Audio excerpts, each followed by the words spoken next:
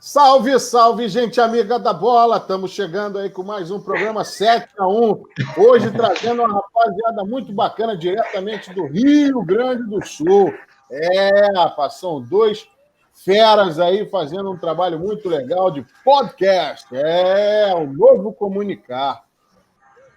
Estamos aqui recebendo Kevin e Rafael do podcast Esquema Trágico. E aí eu pergunto logo de cara, por que esquema trágico e não esquema tático? Sejam bem-vindos, meus amigos. Pô, prazer, cara. Muito obrigado.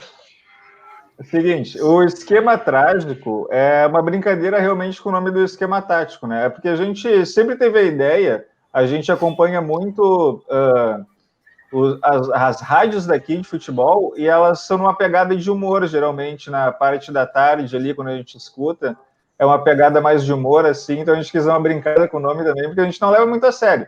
A gente ali é muita corneta, não sei se vocês usam o termo corneta aí para aquela folgação, a reação. Corneta está pelo Brasil inteiro, cara. Tá pelo Brasil inteiro, né? E aí é isso, cara. A gente é o pessoal da zoeira ali. O Inter perde, usou o KB, o Grêmio perde, o KB me zoa, e aí por aí vai. E você acha que a corneta está onde, meu amigo? Aqui, quando cada um a tiração de sarro o tempo todo. Fala aí, Kevin, qual é a proposta aí do esquema trágico, então? Qual é o objetivo de vocês com esse podcast? Bom, o nosso podcast a gente começou com a ideia de conversar mesmo, assim, como eu estava conversando ali com o Leonardo, vocês estavam trocando ideia e tal, e eu e o Rafael, a gente já se conhece faz uns 10, 12 anos, e a gente fala de futebol, o Rafael vem com estatística, vem com dados, e quando a gente começou, junto com isso, nossos amigos, eles começaram pequenas empresas aqui por causa da pandemia. Então, a gente começou com construtora, tatuador, reforma de casas, maquiadores. Então, a gente pensou assim, bom, já que a gente está começando também, vamos começar junto com essa gurizada. E eles começaram como os nossos apoiadores, tanto que no começo a gente fala Servidas, fala Igor, fala Patrick, fala Kovalos, que a gente foi crescendo junto com esse pessoal. E a nossa proposta era crescer junto com eles. Só que foi tomando outras proporções. A gente, a gente conversou com um jornalista aqui do interior do Rio Grande do Sul, um futuro jornalista, e ele falou, cara, tentem, o não vocês já têm. Vocês não podem ter medo de chegar nas pessoas que vocês acham que é inalcançável. Cheguem neles. E a gente foi chegando e foi conseguindo. Foi chegando em personalidades do rádio que são colorados, nos gremistas, foi chegando em gente do jornalismo que fala sobre política também, mas também é identificado com algum clube, o próprio Fernando Becker, que trabalha aí para a Sport TV e também aqui para a RBS, que é afiliada da Rede Globo aqui no Rio Grande do Sul. E a nossa proposta é fazer todo mundo crescer, tanto a gente como os nossos apoiadores. Essa é a proposta do esquema trágico, e assim como falar de futebol com aquela pitada de clubismo, mas também com um pouquinho de racionalidade. Porra. Então, pessoal, achei legal isso aí. Fazer esse blend que deve ser difícil. Manda lá, Gustavo. Vai lá. Eu achei legal conhecer essa verdadeira história da origem do nome, porque eu achei que Esquema Trágico era inspirado no Inter de 2016, cara. Epa! Começou a alfinetar. Nessa hora só dou risada. Começamos bem. Porque aqui a gente não conecta, aqui a gente leva a sério, tá? Mas já que a gente vai falar de futebol gaúcho, vamos lá então, né? Deixa eu perguntar aí pro nosso amigo KB. Cara, da Alessandro aí com 40 anos, o cara, dá para renovar contrato com ele até os 50? O que ele ainda pode render dentro de campo pro Inter? Porque muitas vezes eu vejo o pessoal analisando, nossa, porque o cara é um líder, o cara, ele é o homem do vestiário, é o líder do time nisso, naquilo. Só que, porra, para isso você tem, sei lá, você pode colocar ele como gerente de futebol, fazer aquele meio campo de diretoria, com comissão técnica, jogador. Dentro de campo, o cara ainda tá rendendo? Sim, dentro de campo, o D'Alessandro, nos últimos jogos, ele vem trazendo aquela cadência dele. Ele, falando ali um pouco da liderança que tu comentou, pode vir outro, pode um diretor de futebol.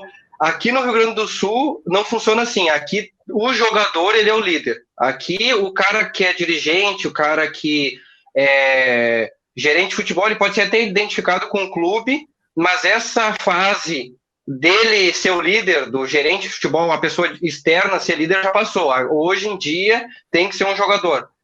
Ou um treinador, no caso do Grêmio, o Renato, ou o Maicon. Mas no Inter é o D'Alessandro. O D'Alessandro, desde que ele chegou aqui no Inter, ele teve esse espírito de liderança. Ele até teve atritos com o Mário Sérgio, falecido Mário Sérgio, mas depois ele evoluiu. Tanto que ele foi uma referência de liderança para o Tyson, que a princípio, em junho de 2021, volta para o Inter. O Tyson conta em uma entrevista que o D'Alessandro chegou para ele e falou assim, eu vou te ajudar, mas se eu ficar sabendo que tu teve depois da meia-noite em tal lugar, que tu botou uma gota de álcool na tua boca, tu nunca mais olha pra minha cara. E nisso o Tyson focou e foi parar lá no Shakhtar, tá 11 anos lá, e hoje ele só quer voltar. E o Tyson falou que essa liderança do D'Alessandro tá com o lateral direito do Inter agora, o Heitor, que o Tyson conversou com o D'Alessandro e falou assim, ajuda o Heitor, ajuda esse guri. E aí o D'Alessandro falou, não, eu ajudo ele, mas ele vai querer? Eu disse, não, aí é com ele. Mas o D'Alessandro é aquele cara que pega o cara pelo braço, bate no peito, ele é o sanguíneo do time do Inter. Então, e ainda dentro de campo, por mais que ele não tenha mais aquele vigor físico, que ele não tenha explosão, ele tem a catimba. O exemplo foi num Grenal que teve na Arena, acho que, se não me engano, foi no final do Gauchão que o Inter perdeu nos pênaltis.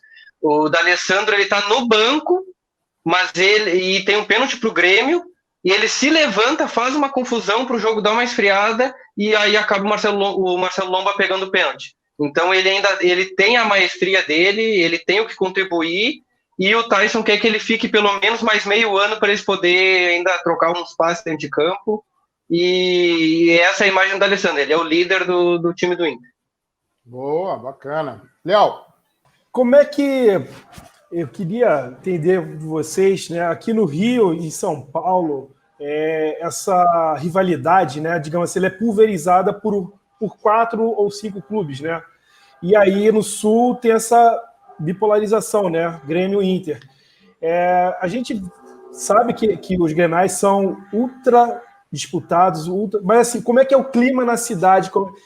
Eu já vi relatos de torcedores falando que uma semana, até de jogadores que a gente entrevistou uma semana e meia antes da partida, já tem gente acampando na porta do estádio à espera da partida. Eu queria entender como é que é esse clima aí no Sul. Posso responder essa aí, ô Cabê? Vai lá, Rafael. Bora. Cara, é o seguinte, aqui, realmente, como tu falou, é polarizado. Ou tu vai torcer para o Grêmio, ou tu vai torcer para o Inter, e não tem outra. Aqui, dentro do estado, não existe Corinthians, não existe Flamengo, não existe Santos. Talvez seja o único estado do Brasil que essas torcidas são menores, entende? Porque tu vai no Nordeste, o cara do Bahia torce para o Corinthians junto. O cara torce pro Sport lá em Pernambuco e torce pro Flamengo junto. Aqui não tem. Duvido. Pro Sport, juro que não tem. Esporte e Flamengo impossível. Sport e Flamengo não. Sport e Flamengo não. Mas tu realmente tem essa coisa, sabe? E aqui não tem. Aqui morre ali em Santa Catarina. Santa Catarina, os caras até são chegados no time do Rio, mas aqui não. E é uma coisa muito louca porque é briga do tamanho de irmão. Pai parar de falar com o filho, dependendo do resultado, sabe? É muito louco, assim. E tu vê na semana do Grenal, tem gente que tem medo de Grêmio na rua e dá um problema, sabe? E é assim, aqui tu não tem muraldino também. E ninguém fica em cima do muro aqui. Tu tem que escolher um lado. Ou senão o trator passa por cima de ti, irmão. Deixa eu pegar uma carona nessa do Grenal aí. E aí eu queria até te ouvir também, Rafael, depois o Kevin pode falar. É o seguinte, esse ano já tiveram aí alguns Grenais. Já sei para que lado tu vai. Pela Libertadores. Não. Pela Libertadores. Pelo Campeonato Gaúcho. Vai ter pelo Brasileiro. E aí é até mais ou menos o motivo do nosso bate-papo aí para falar um pouco do cenário dos clubes gaúchos. Aí eu te pergunto, pelo que vocês, por mais que tenha rivalidade, por mais que, enfim, tem toda essa coisa da polarização, por exemplo, o Grenal da Libertadores, ele vai valer mais do que, digamos, se cair na Copa do Brasil, ou ele vai valer mais do que o valeu do Campeonato Gaúcho? Como é que vocês encaram isso diante dessa quantidade de jogos? E por que eu pergunto isso? Por que eu pergunto isso? Só vou dar um exemplo. Por exemplo, no Campeonato Carioca, a gente já sabe aqui que o Flamengo poupa os seus jogadores, até em função de calendário, em função de uma melhor preparação, o seu time principal no começo da temporada. Então, o Flamengo jogou com o Fluminense no Carioca com um time de aspirante, jogou com o Vasco com um time de aspirante. Eu queria saber de vocês aí como é que se divide isso nessa quantidade de jogos, justamente por ter a polarização. Bom, só atualizando a tua informação, o Grêmio e o Inter não se enfrentam mais esse ano. A gente já jogou todos os Grenais que tinham, todos os Grenais da Libertadores, que eram 2, a gente já disputou os 2. Tem segundo turno do Brasileiro, né? Mas vai ser só ano que vem. Esse ano, sim. Vai ser ano que vem. Esse ano não tem mais. Então, assim, a gente tecnicamente não tem mais que poupar para Grenal esse ano. O Grêmio ganhou 4 Grenais e empatou 1, então o aproveitamento foi altíssimo. O Grenal da Libertadores, sim, teve um peso muito maior, porque eles se enfrentaram na Libertadores, até o primeiro foi chamado de Grenal das Américas no início, e no final dele foi chamado de Grenal do fim do mundo, né? Porque logo depois do Grenal veio o coronavírus, foi o último jogo antes do Corona. Então foi o Grenal do fim do mundo.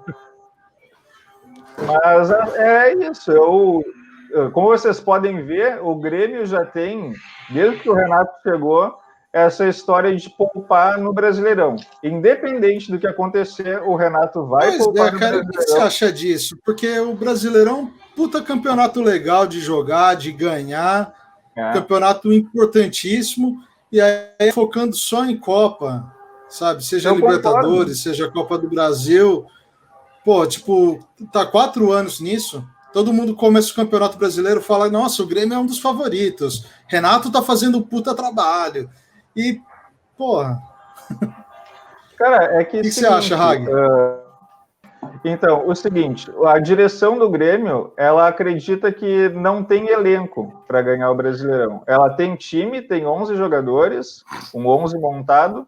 Quando tiver todos os titulares, né, no momento nem 11 a gente tem, mas a gente não tem elenco para ganhar. O Flamengo tem muito mais elenco, o Atlético hoje tem muito mais elenco, o Palmeiras tem, embora tropece muito. Então, eu acho que realmente, em suma, a gente só desdenha do que a gente acha que não vai ganhar. A gente sempre focou muito na Copa do Brasil, como vocês podem ver, e na Libertadores, porque a gente realmente acha que dá. É um jogo, 2 ali, onde tu vai muito bem, tu elimina o rival. Sabe? E no caso do Inter, Kevin? Bom, o Inter, ele... não é que ele nunca tentou, mas, por exemplo, 2005. O 2005 teve aquela máfia do apito, o Inter tentou, teve aquele polêmico jogo contra o Corinthians, foi garfado, quase lá. Em 2005... Pô, lógico. Foi uma vergonha.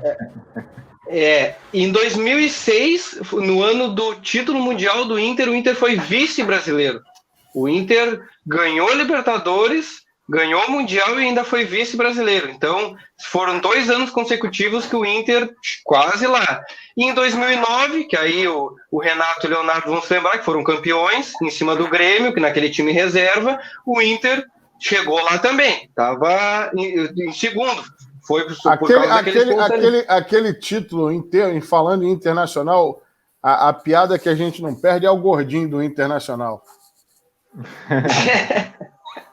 Aquele com o Caco Barcelos é a melhor coisa que tem. O Walter? Não, aquele gordinho da arquibancada, gol do Flamengo. Tá. Putz, sim. Aí ele começa a cantar a música, nós odiamos o Grêmio. É alguma coisa nesse sentido. Mas enfim, aí... Mas e nessas últimas temporadas? Por que tem esse peso também? A diretoria do Inter tem mais ou menos essa linha de raciocínio de priorizar a Copa? Como é que você, a torcida do Inter, vê isso? Aqui no Sul tem uma corneta que os gremistas usam que faz 40 anos que o Inter, 41 agora, que o Inter foi campeão brasileiro. Mas, como eu falei, o Inter já tentou 3 vezes não conseguiu, chegou em terceiro ali em 2019, se não me engano, agora na volta da Série B e tal. Mas aqui no Sul a gente se baseia muito pelas Copas mesmo. A gente não é que a gente não gosta do Brasileirão. Seria legal ganhar. Mas aí tu pensa assim, tá, tu quer ganhar o Libertadores ou tu quer ganhar um Brasileirão? Não, Libertadores. Tu quer ganhar uma Copa do Brasil, tu quer ganhar um Brasileirão? Uma Copa do Brasil. Então as Copas aqui, essa alma charrua, tanto o Peñarol como o Racing, ela fala mais alto, tá no sangue. Então pontos corridos, até pela distância, às vezes, de viagem, aqui do Sul, pra gente, por exemplo, enfrentar o Bahia, tem que sair aqui do Sul para ir lá para Salvador, ou se não, ali até Brasília, mais pertinho, mas para os times do centro do país, como a gente fala aqui, é mais perto. Faz uma ponte ali aqui, volta, uma ponte aqui e volta. A gente tem que ir até tal lugar, para senão ir até outro. Então, como o Hag falou, falta elenco. Às vezes, acha uma solução que outra, um guri da base, mas é muito mais fácil ganhar a Copa, que é muito mais curto, do que ganhar um Brasileirão que tu vai ter que te concentrar ali. Tu até pode tentar, mas aqui no Sul vai ter que ser um investimento muito alto, pelo menos no Inter, o Grêmio vai ter que ter um investimento muito alto e um grupo bem grande para poder tentar o Brasileirão. E até complementando, para vocês terem uma ideia de como pode não ser a ideia mais certa, mas ela vem dando certo, que o Grêmio hoje tem 5 Copas do Brasil, coisa que nenhum dos times do eixo tem. E ele tem 3 Libertadores, coisa que o time de São Paulo, que tem mais, está empatado. O Santos e o São Paulo, né? Então, pode não ser a melhor estratégia, mas ela está dando certo. Beleza, vamos lá. Léo, faz a pergunta para a turma aí. Vamos lá. Pessoal, em cima até dessa questão, né, dando privilégio a Copas, em vez do Campeonato Brasileiro, a gente vê que nesse ano o Grêmio perdeu muitos jogadores e não trouxe, digamos assim, jogadores à altura para compor o elenco, né? E o Inter, por sua vez, trouxe alguns jogadores e até o próprio Thiago Galhardo, que está sendo diferencial, de repente está um ponto fora da curva na trajetória da carreira dele, que está surpreendendo, acho que todos do cenário nacional. O que vocês esperam até o fim da temporada? Vocês acham que um dos dois vão ser postulantes realmente de algum título de Copa, ou seja, da Copa do Brasil ou Libertadores? O brasileiro, eu nem digo o Grêmio, porque o Grêmio está flertando ali com a zona de rebaixamento, mas com as Copas, vocês acham, vocês enxergam que seja real sagrar-se campeão, um dos dois do Sul, numa das Copas? Tem uma coisa que me incomoda aqui no Grêmio, é que o Grêmio é um dos poucos times que nos últimos 4 anos é superavitário todo ano. Todo ano o Grêmio tem um superávit primário do seu cofre, né? E assim, mesmo com esse dinheiro, mesmo a gente estando fazendo boas vendas, a gente vendeu o Everton por muito dinheiro, a gente vendeu o Arthur por muito dinheiro. Só nessa janela o Grêmio lucrou 20 milhões só com o mecanismo de solidariedade. E mesmo assim, o presidente Romildo ele tem uma política que ele fala nas entrevistas, que é o contrato de ocasião. Ele gosta de fazer contratos com jogadores que estão ali perto do final do contrato, jogadores que estão sem contrato, jogadores que podem vir de empréstimo, que é uma coisa que o Renato gosta também, porque o Renato ganhou a peixe de técnico que consegue resgatar qualquer jogador, coisa que não é recuperar verdade. Jogador. Recuperar não jogador. É verdade. Ele não consegue. Recuperou alguns, mas não todos, né? O André não conseguiu com o André, não conseguiu com o Tardelli, não conseguiu com o Marinho, não conseguiu com o Thiago Neves, que foram justamente os 4 jogadores mais caros que o Grêmio contratou nos últimos tempos. Tirando o Thiago Neves, que veio só pelo salário, né? Mas os outros foram os 3 mais caros que o Grêmio contratou nesse período, gente. Então, aliás, cara, estamos assim com o Grêmio, ó. Marinho, valeu, cara. Né? Levaram o Thiago Braz, trocaram pelo Marinho. Valeu. Pois é. Não, ainda tem o Madison. Pode botar nessa conta aí o Madison também, que o Renato não quis o Madison aqui. Pois é, então, bom jogador, cara. Tá jogando muito bem. Não, mas o Luciano no São Paulo. No São Paulo. A gente dispensou. A gente trocou pelo Everton, que tá bichado, assim como ele estava no São Paulo. Tá bichado, não. Ele sempre foi bichado. Sempre esteve bichado, exatamente. As 2 passagens dele no Flamengo, ele ficava mais no departamento médico do que em campo. Exatamente. O Thiago Neves chegou no esporte, já tem gol e assistência, cara. Pra gente ver que não tá dando certo aqui, entendeu? O ano não é bom, realmente. Será que a era Renato tá chegando ao fim ou não? Cara, tá chegando. Sempre vai chegar. O histórico é de ciclos, né? O Renato, ele já é um dos técnicos que se perpetuou por mais tempo num cargo de clube brasileiro da história. Isso é inegável. São 4 anos à frente de um clube, coisa que eu não sei qual foi a última vez que aconteceu, sabe? E foi um período muito vencedor? Foi um período muito vencedor. Mas o período também chega no fim. O ídolo ele tem que ser preservado. O Renato nunca vai deixar de ser o cara que ganhou a Libertadores como jogador e treinador, o cara que ganhou o Mundial, que foi o primeiro a ganhar Mundial pós Pelé e Zico, né? A gente não pode esquecer disso. Mas vai chegar ao fim, isso é fato. Pode ser que não seja nessa temporada, pode ser, porque eu acredito até que o Renato só saia, enquanto o Romildo estiver aqui, o Renato só sai se ele quiser. Kevin, com relação ao Inter, como é que tem aí o elenco? Enfim, dá para chegar, beliscar alguma coisa? O que você pode falar a respeito disso? Bom, o elenco do Inter, ele é bem instável. A gente tem 2 ótimos goleiros, um até cria do Flamengo, que é o Marcelo Lomba, e também o Danilo Fernandes, passou pelo Sport, passou pelo Corinthians. A lateral direita, como eu tenho o Rodinei, que saiu do Flamengo, o Saravia, que se lesionou. Muito obrigado. Rodinei é um favor que vocês fazem, né? Pô, que beleza. Rodilindo. Pergunta pra ele aqui no Sul é o Rodilindo. A zaga do Inter, a torcida quer Rodrigo Moledo e Vitor Cuesta, mas o Kudê, assim como ele investiu no Fux, ele está investido no Zé Gabriel. Só que a torcida aqui no Sul, pelo menos a torcida do Inter, ela não tem paciência com o guri da base. Se veio da base, tem que jogar bem. Não pode... o gráfico dele não pode cair, porque se cair já não presta, então pode mandar embora. Mas o Kudê está segurando ele. O Kudê pediu ele da copinha e está segurando. A lateral esquerda, o Moisés, ele, pela ESPN... ele é um dos melhores, mas aqui ninguém está curtindo o futebol do Moisés. Ele até teve bem antes da pandemia, mas depois que a pandemia, eu ia dizer depois que a pandemia acabou, mas depois da volta do futebol, ele não se achou. E o Wendel está sendo o Wendel, ex-Corinthians, está sendo uma boa opção aqui.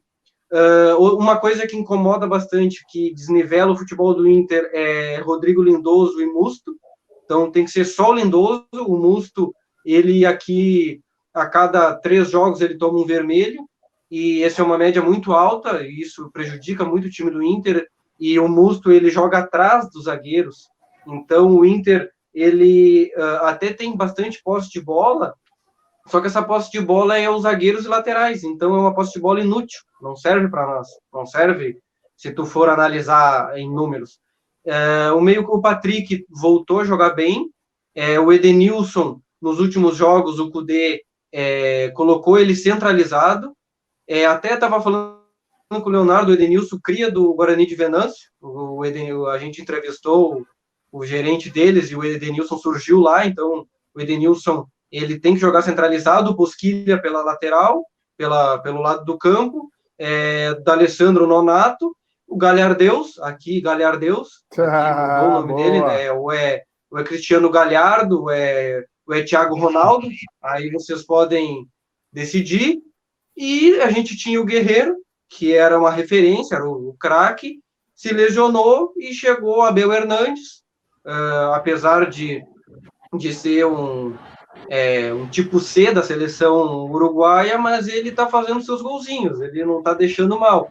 Apesar de que, com a entrada dele, o Galhardo deu uma decaída, teve 2 jogos que o Galhardo não marcou, mas agora, contra o Bragantino, o Inter já conseguiu recuperar isso daí, contra o Atlético Paranaense aqui também. Então, o time do Inter ele é uma competição só. Ou ele vai focar na Copa do Brasil, ou ele vai focar na Libertadores. O Kudê, ele tem a fama aqui de reclamão, porque ele reclama muito que o grupo é curto, ele reclama muito que muitos jogos, ele reclama demais em público, e isso está desagradando um pouco alguns torcedores, alguns jornalistas, mas, por enquanto, o Kudê, nesses últimos 2 jogos, reencontrou o futebol do Inter, é assim que se encontra. Bom, mas é sério que vocês estão sentindo falta do Guerreiro, cara? Que é um atacante bom, é craque, mas o cara é centroavante e não faz gol, meu. O cara nunca foi artilheiro em lugar nenhum. Sim, tá. Não, aqui a gente gosta do estilo dele. Apesar, ele não era artilheiro, mas ele fazia pivô, ele chamava atenção, então ele abria espaço. Ele abria espaço para o pessoal vir de trás, Edenilson vir chutando, Patrick. Então, apesar dele não ser artilheiro, ele contribui com a experiência dele. E isso daí só já basta. Mas agora o Galhardo ele tá se sobressaindo, né? Então o pessoal nem tá prestando muita atenção na falta do Guerreiro. Mas claro, o Guerreiro faz falta. Eu acho que pelo que o Galhardo tá rendendo, realmente ele chegou para ficar e tomar conta da posição. Mas eu queria falar agora com o Hag, porque o Kevin falou antes da questão da molecada da base, né? Que o pessoal do Inter não tem muita paciência com a garotada. E como que é o Grêmio? Porque a base normalmente é o que salva muitos clubes. Olha o Santos, né? Que sempre está renovando a base, dando oportunidades e gerando, né? Vendendo jogadores, gerando lucros, fazendo negócio. Como que o Grêmio cuida da sua base? Senhores, se tirar o Rodrigo, que foi vendido para o Real Madrid ainda antes dos 18 anos, o Grêmio lucrou mais do que o Santos nesses últimos 4 anos com base, porque a gente teve o Everton, teve o Arthur, teve o Luan, teve o Wallace, teve o Marcelo Groy, que apesar de estar muito tempo no clube antes também era da base, teve o Wendel, que está no Leverkusen, teve o Alex Telles, que agora foi para o Manchester, né? Pois é. Teve o Jailson, que agora está no Fenerbahçe, foi para a China. E a lista não para por aí. Agora a gente tem o PP, que está chegando, a gente tem o Matheus Henrique, que é seleção de base, a gente tem o Rodrigues, que é um zagueiro que vai estourar, tem muito bom nível, apesar do Renato não curtir muito ele. A gente tem o Darlan, que joga muito parecido com o Matheus Henrique. Então, a nossa base, senhores, é o que vem sustentando o time do Grêmio, tirando o Jeromel, Kahneman e Maicon. Ou seja, então, a questão do... Enquanto o Inter tem um problema, o Grêmio vem aproveitando bem pra caramba, né? O problema é que às vezes, eles não ficam muito tempo no clube, né? Porque são logo vendidos, conforme você listou aí uma série de jogadores que foram para o exterior. Né? O Grêmio ele tem um problema de ele ter construído estádio e ele ter que pagar esse estádio. Aí, do eixo, o único time que está realmente pagando um estádio é o Corinthians, embora alguns digam que não. Não está. Não está, né? Não está. Mas era para estar. E aqui deveriam estar pagando, mas não estão. Deveriam estar. E aqui no Sul, o Grêmio está, e como eu disse, o Grêmio tem esse superávit e o Grêmio paga suas contas. Hoje o Grêmio é um time sem dívidas, fora a arena que foi parcelada, né? E a gente tem um prazo aí de mais, se não me engano, são 12 anos para terminar a quitação, mas o presidente está sempre falando em comprar a gestão, então acredito que mais 2, 3 anos a gente já conseguiu o dinheiro inteiro para quitar o estádio. Então, a gente não investe tanto assim no mercado hoje, porque a gente se apoia muito em quitar todas as contas que a gente tem. O presidente Romildo, quando chegou aqui, ele pegou a gestão do Odoni passada, que assinou um contrato grotesco com a OAS, que depois foi pego na Lava Jato, exatamente. E assim como o Corinthians, acho que foi o Odebrecht, o Corinthians, não foi? Sim. Os dois a Lava Jato, né? Impressionante. Mas note que ele pegou um time quase falido, um time que tinha contratado o Kleber Gladiador para ser a solução da lavoura, um time que contratou Barcos naquela troca lá com o Moreno e mais 4, o Moreno não foi para o Palmeiras, deu um rolo, depois falou que o Flamengo era time pequeno, mas queria jogar no Flamengo também, foi uma confusão. E foi um time que se endividou por muito tempo, e depois o Romildo chega e diz, acabou, a gente não gasta mais, agora a gente vai focar na base, a gente vai trazer técnicos identificados. Os técnicos que o Renato contratou, ele chegou aqui, estava o Luxemburgo, ele demite o Luxemburgo, ele traz o Filipão, pós-Copa do Mundo, acreditou nele mesmo depois do 7-1, veio aqui, ele, embora não tenha ganho um título, a gente considera que ele começa o start para tudo que viria depois. Então, ele é o cara que ele dá minutinhos para o Arthur ali no começo, ele é o cara que insere o Wallace como titular no time, que seria a segurança defensiva na Copa do Brasil que a gente ganhou. Ele ele pediu, não sei se vocês sabem, ele solicita a contratação do Jeromel, que ninguém sabia quem era Jeromel. Um jogador que chega aqui já com 28 anos e o Brasil não sabia quem era. E depois da Alemanha, né? Do Colônia da Alemanha. Já tinha feito um campeonato muito bom antes, se eu não me engano, no Mallorca, da Espanha. Aí ele vai para a Alemanha, ele é eleito o melhor zagueiro da temporada 13, se eu não me engano, e ele se mantém mais um tempo no Colônia, até que depois ele é trazido para o Grêmio, e depois sai o Filipão ainda sai com um 4-1 no Inter, aí chega o Roger, ele aplica um 5-0 no Inter, e aí depois chega o Renato e o resto da história você já sabe.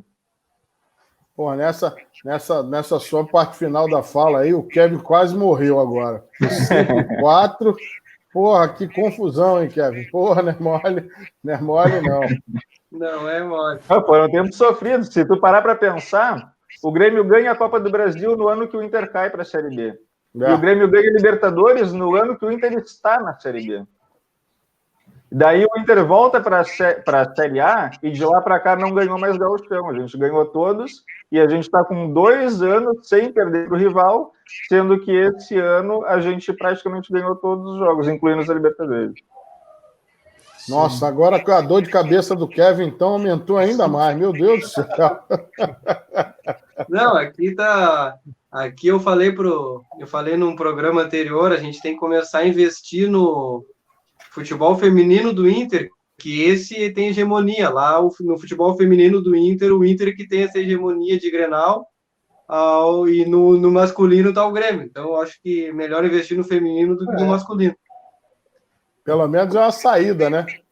Pô, pelo menos estou me salvando ainda. Olha, Rag, eu queria pegar gancho nessa fala sua sobre as finanças do Grêmio. E, enfim, parece que houve equacionou as dívidas, né? Redistribuiu melhor a forma de gerenciar o dinheiro. Mas o Estádio Olímpico, que é um estádio que foi berço, né, de vários títulos importantes do Grêmio, enfim, qual foi o destino? A gente sabe que que ia ser vendido por uma construtora, ou ia ser uma troca, enfim, por conta da construção do estádio novo. Qual foi o que assim, você que está abandonado, né? Você está meio... Saiu até uma reportagem recentemente mostrando o estádio lá sem nenhuma finalidade, né? Pós-venda, ou não sei. E eu queria saber qual é o destino que vai ser realmente feito do estádio olímpico. Senhores, o Estádio Olímpico é um estádio que, para a torcida do Grêmio, ele foi o estádio da Avalanche, que hoje não existe mais, a famosa comemoração da torcida do Grêmio, que fazia Avalanche. Foi o último estádio onde se podia fogos de artifício, se podia aquela fumaça que os times aqui do Sul costumam fazer, aí um pouco menos. Mas era um estádio que pulsava e a gente tem muito carinho pelo Olímpico e muita saudade. Inclusive, eu me criei indo no Olímpico muitas vezes. Tenho até uns jogos bem marcantes lá contra os times do Eixo. Mas, assim, cara, ele foi dado na troca com a OAS. Só que a troca teria que cumprir uma série de determinações para a gente entregar a chave do Olímpico. Agora o Olímpico é de vocês. Só que ela não cumpriu. Entre elas estavam reformas no entorno da Arena do Grêmio, que eles não fizeram. Começou aquela questão de lava-jato, eles largaram tudo, sumiram. A gente não sabe de OS, né? Então, até aí era isso. Então, a gente não usa mais, não utiliza mais, porque a gente não pode. Tecnicamente, é uma coisa que já está alinhavada em contrato com eles. E eles também não podem pegar eles não cumpriram com as cláusulas do contrato. Então está parado, o estádio está lá, as moscas. O que se acredita é que eles iam com onde ficava o Olímpico. E sobre a questão do Grêmio não ter ficado com o Olímpico, o que o presidente Odoni, que foi o presidente que assinou o contrato, disse na época é que o Olímpico ele ficava muito mal localizado na cidade de Porto Alegre.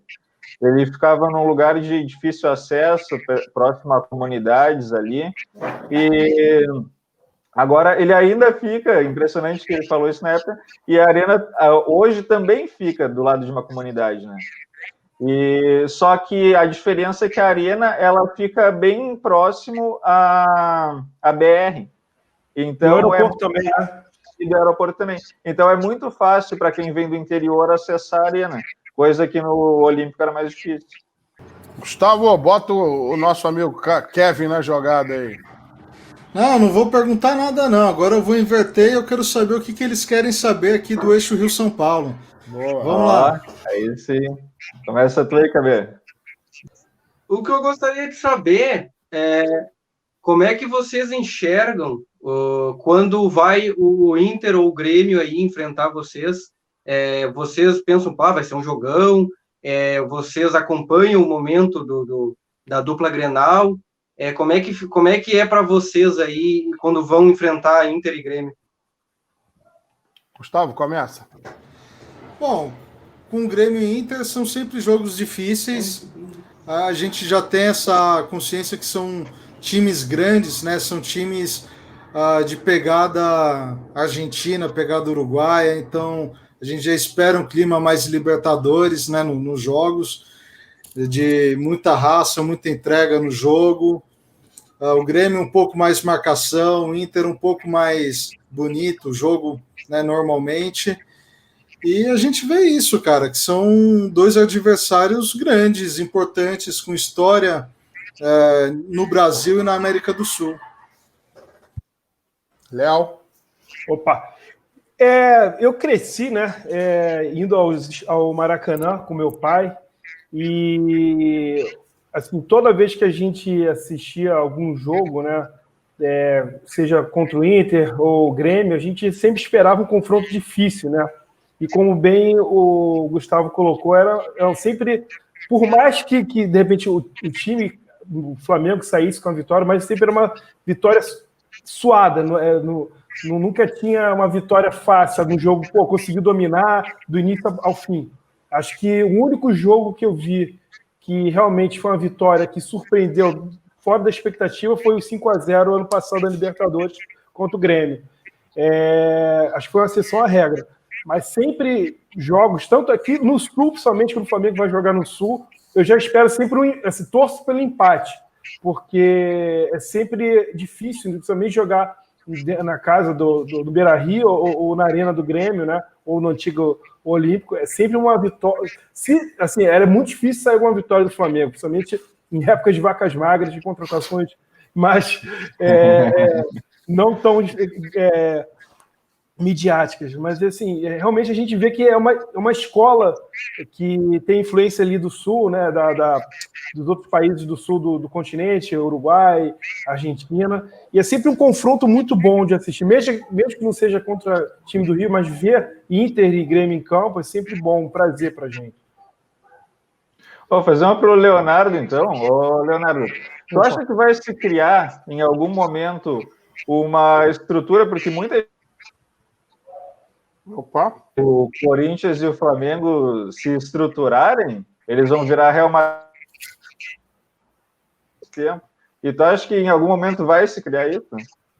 Opa, porque travou um pouco, eu estou entendendo que você perguntou se com essa reestruturação do Flamengo e se o Corinthians também fizesse essa reestruturação.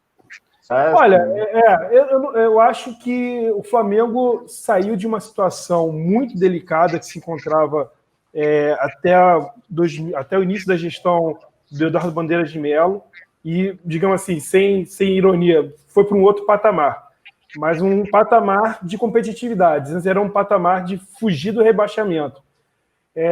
O Flamengo e o Corinthians tem um potencial, acho que pela quantidade de torcedores muito grande, que eu acho que é muito mal explorada pelos departamentos de marketing. Acho que tem muito mais a ser explorado e se fizer um trabalho bem feito de marketing, eu acho que o Flamengo peca muito em não ter um estádio próprio, por mais que a torcida do Flamengo fala que o Maracanã é a casa dele, mas eu acho que ter um estádio acho que dá uma força a mais para o clube em termos de representatividade e para a própria torcida. Então, acho que para o Flamengo alcançar, acho que criou um CT incrível, nível europeu, mas acho que o estádio e ter, digamos assim, gestões que façam com que essa parte financeira se mantenha, seja superavitário por longo prazo, não só durante uma ou duas gestões, aí sim, acredito que o Flamengo possa ganhar um status de competir, ser um ponto fora da curva no Brasil. O Corinthians também me surpreendeu muito, porque quando o Ronaldo chegou ao Corinthians, transformou a parte do marketing, da representatividade do clube em termos sul-americano, ganhou a Libertadores, ganhou Mundial, e eu achei que ia explodir. Eu achei até em momento que, pela quantidade de títulos seguidos brasileiros, a torcida do Corinthians poderia chegar ali próxima do Flamengo, já está próximo, eu achei que pudesse superar, por conta dos títulos recentes e tal. Mas, enfim, as contas chegaram e o time está mostrando, o clube, né, na verdade, está mostrando que sentiu o baque de, digamos assim, de gestões que não foram tão bem feitas, e aí você vê, devendo estádio, devendo salário, devendo crise. Devendo para a tia da marmita. Por aí.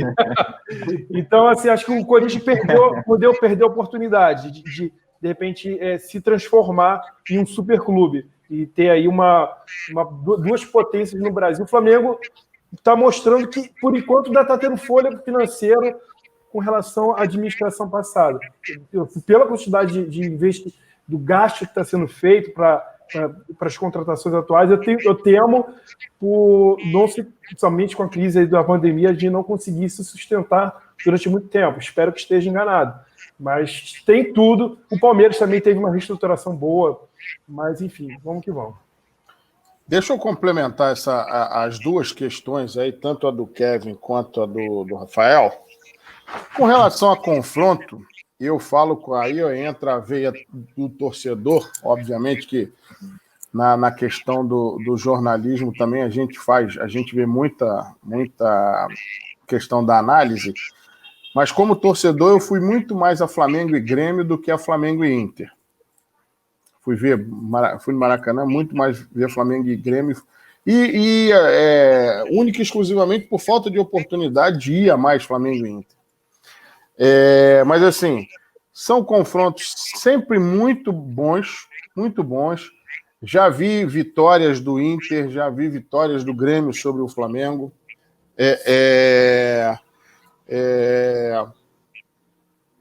Já vi jogos muito bons e jogos outros nem tanto, mas são sempre jogos muito esperados. Por quê? Justamente porque as características dos clubes do Sul, eles são diferentes das características aqui dos clubes do Rio. E não só quando vem jogar, por exemplo, com o Flamengo, mas quando vem jogar com o Botafogo, com o Fluminense, com o Vasco, são sempre jogos interessantes de você ver. Essa é a primeira questão. No que diz respeito à estrutura dos clubes, eu vejo da seguinte maneira. O Flamengo mostrou, e aí, enfim, eu acho que cada um pode falar um pouquinho do seu clube, mas o Flamengo mostrou para o Brasil que você implantando um modelo de gestão sério, todos os clubes podem fazer bons papéis nas competições.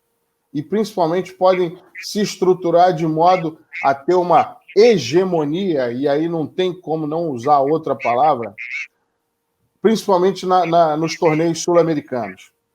Dos clubes brasileiros entrarem e mostrarem que realmente esses são os favoritos. Você tem a Argentina com nível técnico bom, mas o Uruguai os clubes do Uruguai já não são mais como já foram. E aí, dos outros países, não dá nem para falar. Você tem uma ou outra força. E por que o Flamengo mostrou para o Brasil? Porque foi um planejamento de longo prazo. E uma das medidas que o Flamengo adotou para dentro do próprio clube é o seguinte: quem assume o clube, a presidência, assume um compromisso de que qualquer transação que lese o clube, a pessoa é responsável pagando com o seu próprio patrimônio. Então, ele tem de ser a gestão tem de ser uma gestão responsável. E nisso, obviamente, que veio uma série de outras medidas no rastro, que fez com que o Flamengo se estruturasse e mostrasse ao Brasil que, apesar da força de atratividade, de imagem, de torcida, enfim, os outros clubes, porque tem outros clubes muito fortes no Brasil, tem os 2 do Sul, tem os 2 de Minas, tem em São Paulo, você tem os clubes do Nordeste com uma força gigantesca e que, de repente, não aproveitam da melhor forma como poderiam aproveitar. Então, assim, isso é uma lição, eu acho que para o futebol brasileiro. É óbvio, o Flamengo não é perfeito, tem vários defeitos, tem uma série de medidas, de ações da diretoria que são plenamente contestáveis, enfim, mas eu acho que para a construção do futebol e reconstrução do futebol brasileiro, eu acho que quem se mirar no modelo adotado pelo Flamengo segue um bom caminho. Tanto que essa questão do estádio que o Léo fala, eu tenho um pensamento um pouquinho diferente. Eu já fui favorável ao estádio. Hoje eu não sei se eu sou favorável ao estádio e digo por quê. Porque o Flamengo é um clube de futebol e não é um clube de gestão. Gestão de patrimônio.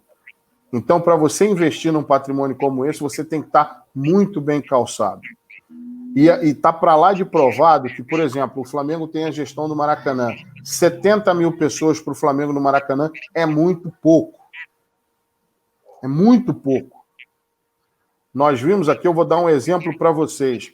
O sócio-torcedor, o programa de sócio-torcedor do Flamengo, naquele confronto com o Grêmio, que foi o segundo confronto da fase semifinal da Copa da Libertadores do ano passado, em 1-2 semanas, o Flamengo cresceu, acho que 40 mil torcedores no sócio-torcedor, porque era todo mundo querendo comprar o ingresso para esse jogo. Só que, obviamente, nem todo mundo fica no programa e hoje os números são completamente diferentes. Então, assim, você botar 72 mil pessoas no Maracanã hoje num jogo importante do Flamengo é a coisa mais simples do mundo. Eu fui a Flamengo e CSA. Não, esse aqui é da Copa da Guanabara. Comprei até o copinho. Flamengo e CSA foi o jogo depois do Flamengo e Grêmio, o ano passado. Flamengo e CSA. O Flamengo tinha acabado de dar de 5-0 no Grêmio. Flamengo e CSA foi um sufoco danado do jogo, mas tinham 69 mil pessoas no Maracanã. Então, assim, e aí você pensar um estádio para 90, 95 mil pessoas, isso é muito dinheiro, é um investimento muito alto. Então você tem que estar muito bem alicerçado para poder fazer um investimento dessa envergadura. Vejo da seguinte maneira, só complementando, Rafael, que Flamengo, Corinthians, São Paulo, Palmeiras, Grêmio, você mesmo já falou que as contas do Grêmio estão no azul aí por um longo tempo. Você sabe que o Grêmio tem um estádio para pagar, e quando esse estádio estiver pago, vai entrar muito mais dinheiro para o clube tem um poder de investimento muito maior, mesmo aproveitando os valores da base, e podem ter times muito fortes. O Internacional é a mesma coisa. Então, eu vejo da seguinte maneira, o futebol brasileiro ele pode se fortalecer muito, mas para isso você tem que ter diretorias e gestões responsáveis, coisa que em muitos clubes, a maioria dos clubes brasileiros não tem. E isso acaba fazendo uma grande diferença. Num cenário como o que a gente vive hoje, de pandemia, você imagina, se hoje já está difícil, a gente só consegue imaginar os clubes se reestruturando daqui a 1, 2 anos. E aí, esse gap tende a aumentar e depois para os outros clubes correrem atrás vai ficar muito complicado. É uma pergunta que eu gostaria de fazer para os flamenguistas aí. Aqui no Sul, para vocês terem uma noção, tá?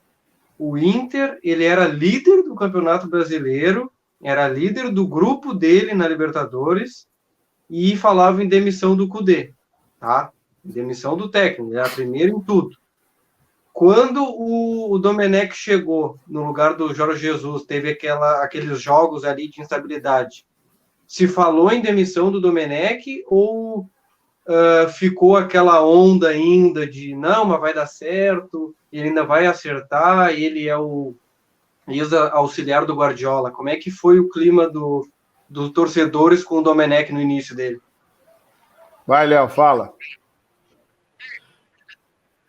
Bom, isso foi até tema de debate, né, da gente, né? Sim, a torcida sentiu muita diferença do time após Jesus, né?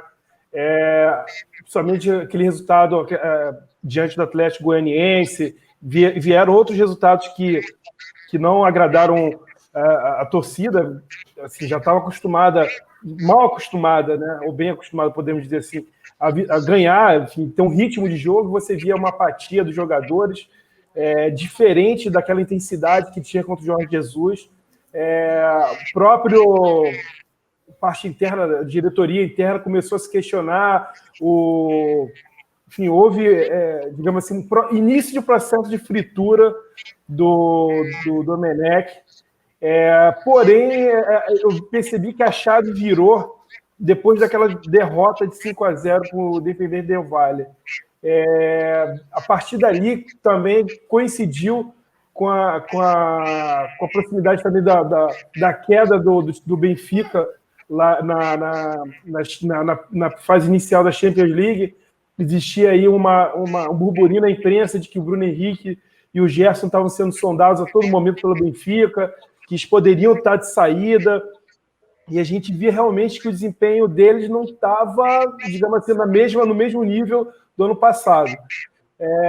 Curiosamente, após a queda do Benfica lá e a pancada que o Flamengo tomou ali, teve uma série de jogadores da base que entraram, que foi aquele jogo contra o Palmeiras, e que mostraram que deram conta do recado. A partir dali, a minha visão como torcedor é que mudou completamente o cenário. Se tornou um cenário favorável, até porque o Domenech também contraiu a Covid-19 e precisou ficar fora. Os seus auxiliares comandaram muito bem o time, né? E Então, hoje está tendo uma sequência de vitórias que acho que não teriam o que questionar, mas sim, os primeiros jogos do Domenech, os próprios jogadores estavam falando em matérias de forma explícita que não estavam, digamos assim, entendendo a forma como ele estava querendo transmitir a forma do time jogar em campo. O time não estava respondendo a forma que ele... o perfil, né, a filosofia de jogo, e realmente chegou a balançar, alguns nomes começaram a chegar, a ser cogitados, enfim, o nome do Renato Gaúcho chegou a ser cogitado pela imprensa carioca, porque o Grêmio também não estava muito bem nas pernas, mas acho que agora, com essa sequência de vitórias do Flamengo, até uma vitória representativa contra o próprio Independente Del Valle, né, que já sacramentou a classificação para as oitavas, que deu uma sobrevida. Não creio que ele vá cair, mesmo se for eliminado, se mantiver uma sequência de vitórias no Brasileiro. Espero que ele consiga manter o time nos trilhos, né? Vamos botar o Gustavo nessa brincadeira, que ele está quietinho ali. Ô, Gustavo, a gente falou de estádio. O Santos estava para construir um estádio, não estava? Pois é, cara. É um acordo que ainda não está ratificado. E vai ter uma reunião agora, acho que dia 17, com os conselheiros, para todo mundo aprovar essa história. Mas é um contrato muito parecido com o que acontece no Palmeiras, na Allianz Arena. Ou seja, o Santos Futebol Clube, a W Torre vai construir o estádio, vai investir 250 milhões de reais, enfim, derruba a Vila Belmiro, reconstrói outro estádio completamente moderno, e o Santos, assim, tem direito aos dias de jogos. Fora isso, a W Torre explora conforme a conveniência deles, né, para shows, espetáculos, e o Santos fica com uma porcentagem pequena do lucro disso aí tudo. O que eu sinceramente espero que aconteça, o estádio, realmente, o projeto é lindo, maravilhoso, mas eu espero que não coloquem gramado sintético como fizeram na Allianz Arena, que aquilo é uma coisa medonha, horrorosa, né? E a gente até conversou outro dia com o Dr. Clóvis, lá, que foi do Vasco da Gama, ele se colocou clinicamente contra, né, o uso de grama sintética, porque pode gerar mais lesões nos jogadores. Então, espero que cuidem muito bem do gramado, independente de ter shows e o que tiver. Deve ter uma série de atrações dentro do estádio, como lojas, museu, outras coisas. Inclusive, já tem um possível interessado em abrir uma loja extremamente popular, que todos vocês conhecem, segmento de, enfim, classe C, D, que é a Louis Vuitton. Eles estão interessados em abrir uma loja na nova Vila Belmiro. Porra, o negócio tá chique pra caramba, então, hein? Pois é. Eu achei que ele fosse falar a van. Não. A Avancha foi especulada para patrocinar o Santos Futebol Clube, mas até aí não passou nada de especulação aí nos últimos meses, né? E é isso, cara. Eu sinceramente acho que 250 milhões é um valor interessante e que se o Santos Futebol Clube, com uma boa gestão, seria capaz de fazer esse investimento, sobretudo com potencial de vendas de jogadores de base e os cambal. Não é um estádio de 1 bilhão e 400 milhões como é o genericão lá do Corinthians. Então, acho que o Santos, de repente, porque a W Torre vai ter direito de exploração da Vila Belmiro por 30 anos, né, cara? 30 anos. Imagina, eles vão recuperar esses 250 milhões vezes 250 milhões. Cara, vou te dizer que aqui na Arena é muito parecido, tá? Porque aqui é parecido e não é, porque foi um contrato de 350 milhões, só que a diferença é que é para pagar em 20 anos, não 30. E a questão dos shows é exatamente igual. O Grêmio tem direito aos jogos. Os shows ficam totalmente, exclusivamente para a OAS, e ela que determina quem vai fazer show lá e quem não vai. Já teve até problema no passado, em dia de jogos de Libertadores, se vai ter show, se vai ter jogo, o que vai acontecer. Falaram em alugar Beira-Rio, em alugar não sei o quê. E no final acabou que a gente jogou, mas teve casos, cara, horrendos. É difícil deixar uma gestão de uma empreiteira, de uma construtora, porque chegou a ter o caso lá em 2013, quando o Fábio Koff, vocês devem conhecer, o lendário Fábio Koff, era presidente do Grêmio na época, e ele foi barrado de entrar na arena porque o funcionário da Oeste não sabia quem era Fábio Koff, dentro do Rio Grande do Sul. Então, complicado, né? Mas espero que não aconteça com o Santos, mas tu tem informação de para quantas mil pessoas? Porque uma coisa que a gente analisa aqui, olhando do Sul... Sim, por que olha, estão falando em 20... roubou minha pergunta. Desculpa, não entendi esse finalzinho. Por que o Santos... A pergunta foi... Pode falar, cara. Te atrapalhei. Não, é que ele não tinha entendido ali, mas a pergunta é que aqui no Sul, uma coisa que até chateia um pouco as torcidas, é o número de torcedores. Então, tenta-se tirar cadeira, tenta-se tirar gradis da alguma parte da arquibancada para poder caber mais gente. E a gente nota que a Vila Belmiro ela é enxuta, e a pergunta do Hag foi para quantas mil pessoas é essa nova Vila Belmiro, e se isso agrada a torcida ser tão pouca gente dentro do estádio. Então, a nova Vila Belmiro deve ser para 25 mil pessoas. Hoje o Santos não... Enfim, que coloque 10 mil torcedores no estádio é muito pouco. Tem potencial para encher a Vila Belmiro. Aliás, tem potencial para, sei lá, para um estádio muito maior do que 25 mil torcedores.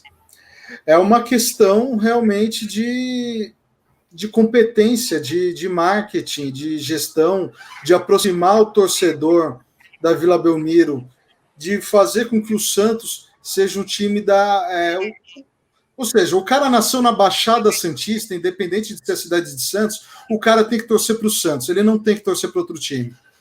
Então, assim, é um trabalho de gestão mesmo, de marketing, de aproximação com a comunidade. Tem que torcer para a Luzinha, porra. Cara, a Burrinha e que é a Portuguesa Santista, e o Jabaquara são dois times simpaticíssimos. Tá? Tem uma camisa da Portuguesa Santista, estou procurando uma do Jabaquara para ter. A do Jabaquara eu vou querer. Então, mas assim, são times, enfim, inexpressivos. Tiveram uma história bonita em algum momento, mas são muito pequenos. O Santos, que é o grande time, né? Pessoal, aí, ó, já passamos de 1 hora de papo, vocês veem que a gente fala pra caramba também, e é sinal que a conversa rende. Eu já vou de antemão fazer um convite para vocês voltarem aqui para a gente ter outra resenha. Por exemplo, a gente tá na 15ª rodada do Brasileiro, quando tiver mais ou menos na 25ª, que aí a gente vai ter uma fotografia melhor de como vão estar Inter, Grêmio, São Paulo, Flamengo, Santos, Libertadores, Copa do Brasil. Já deixo esse convite para a gente conversar novamente. Eu queria fazer uma última pergunta. Eu queria fazer uma última pergunta para vocês, e aí, para a gente finalizar aqui nosso primeiro tempo da resenha, é o seguinte. Até pensando em Libertadores, e vocês falaram muito disso, de Copas. Kevin, qual é a grande expectativa do torcedor do Inter para a participação do Inter na Libertadores? E o Rafael também. O que o torcedor do Grêmio pensa aí, depois de um começo meio claudicante, se recuperou, botou a pressão em cima do Inter? Queria que vocês me respondessem isso para a gente finalizar, já agradecendo aí a participação de vocês. Kevin, fala aí. Bom, já a gente quer agradecer aqui o Esquema Trágico, está sempre aí de portas abertas, tanto para vocês participarem também do nosso podcast, que a gente já deixa o convite aqui. Já está aceito. Se a gente vai falar muita bobagem, a gente não sabe, mas tudo bem. Vamos falar de muito tema trágico. Isso que a gente quer. E a expectativa sempre vai ser o título, né? A expectativa, assim, não posso falar somente por mim. A torcida colorada, lógico, vai querer o título da Libertadores. O Inter, ele começou bem, o Kudê, ele tinha achado um esquema até a Universidade Católica, depois dali ele quis mudar a forma de jogar, acabou se perdendo e agora está se reencontrando. Então, a expectativa é que aqui se fala muito, no Sul, nas rádios, que os times argentinos, eles tratam a Libertadores como duas competições, a fase de grupos e a mata-mata. Então, o que acontece na fase de grupos não quer dizer que pode ser assim no mata-mata. Então, o que se espera do Inter é consistência, é raça e é que mantenha essa ofensividade. O time tem que ser ofensivo, tem que ser reativo, porque o Kudê pede para ninguém ficar parado, para todo mundo se mexer. Então, a expectativa é que possa mais longe possível, quem sabe, aí um tricampeonato da Libertadores para o Inter, né? Boa. Rafael, vai lá. Bom, a expectativa para nós, eu acho que está um pouquinho mais baixa pelo momento, né? Acho que pegar ali umas quartas, semi vai estar ótimo, mas é aquilo que a gente sempre diz, o Grêmio é copeiro, né? Se deixar a gente chegar, a gente vai chegar. E... Ó a menininha ali.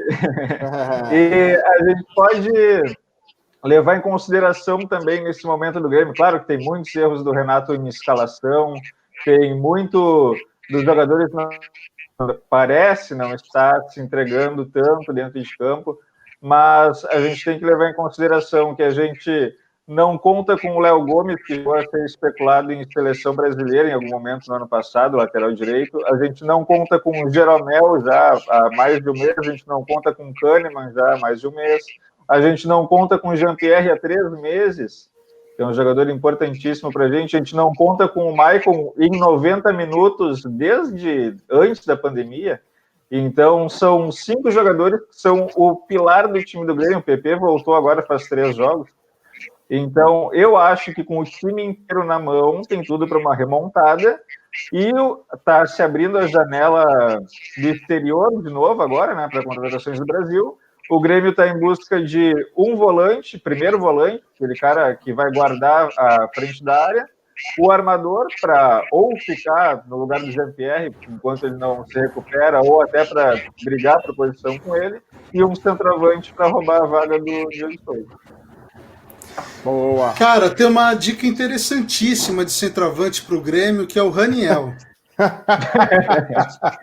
É sério? Leva essa sugestão lá pro Olímpico. Não, tô dizendo que eu quero reforçar o Grêmio, cara. Acho que o Grêmio merece ter um ataque robusto, forte. Exato. Quer trocar pelo Diego Souza? A gente troca. Aceito. Pô, o Diego Souza pelo menos tá fazendo gol, cara. Não tá. Ele tava 600 minutos sem marcar, marcou agora contra o Santos, mas tava 600 minutos. Vocês nos recuperaram ali o centroavante, espera. Mas só o Santos mesmo para começar a recuperar um bando de defunto aí, Diego Souza. Porra, o Flamengo tava mal pra caramba, a gente conseguiu ganhar lá dentro da Vila, enfim, o Santos tem essas benevolências de vez em quando. Quem ganhou foi o VAR Mengo, né, na Vila Belmiro. Não, VAR Mengo nada. Para com isso. Para chorar. Os caras conseguem errar com o VAR. Tem dó, meu. Eu digo que só o Flamengo faz por você. Eu digo mesmo pro pênalti que não nos deram contra o Santos aí, né, grande escândalo. Aí, bobão, aí, ó. Agora. Toma. Na Vila Belmiro contra o Grêmio acertaram tudo. Olha lá. Até agora. Esse é o nosso momento resenha. Então, ó, é isso, pessoal. Estamos chegando ao final de mais um programa 7-1. O pessoal do Esquema Trágico vai voltar aqui, já está com compromisso firmado. Bora. E quem quiser, acompanha eles aí, ó. Tem podcast em tudo quanto é plataforma, tem perfil no Instagram. Chega junto com a gente, o pessoal do Esquema Trágico também joga nosso nome lá, até porque o esquema de vocês é trágico. Mas, ó, o que deu errado mesmo foi o 7-1, ó. Só deu certo aqui pra gente. O negócio dentro de campo ficou complicado. Foi trágico. Foi trágico, Exatamente. Beleza, pessoal? Obrigadão aí pela participação de vocês, hein? Valeu, rapaziada. Falou, cara. Tamo junto. Oh, oh, oh, oh.